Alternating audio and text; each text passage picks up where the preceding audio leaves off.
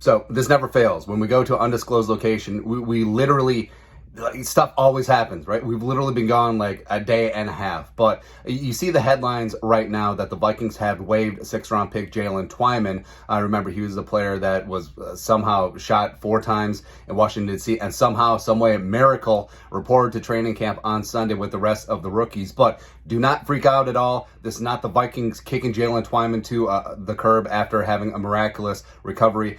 This is just procedural. This is completely just paperwork because his agent, Drew Rosenhaus, the super agent, had talked about that it was a possibility that Twyman would start the year on the non-football injury list. So they waived him with an NFI designation, and once he goes through waivers unclaimed, which he undoubtedly will, there's unspoken there's like an unspoken arrangement between the teams. Like, if a player is waived with the NFI, you generally don't come in and poach him. Plus, a player that's been shot 4 times, I don't think that teams are going to be chomping at the bit to bring him in. But it is procedural.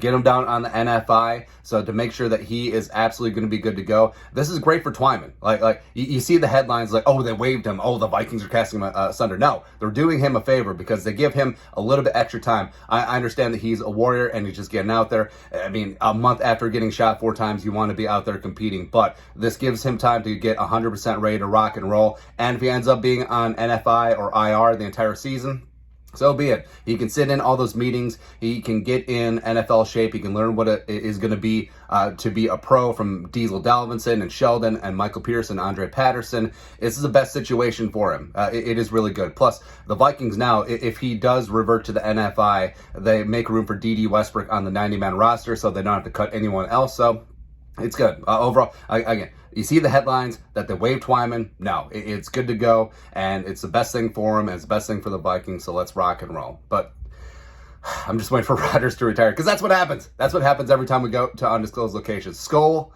no production value.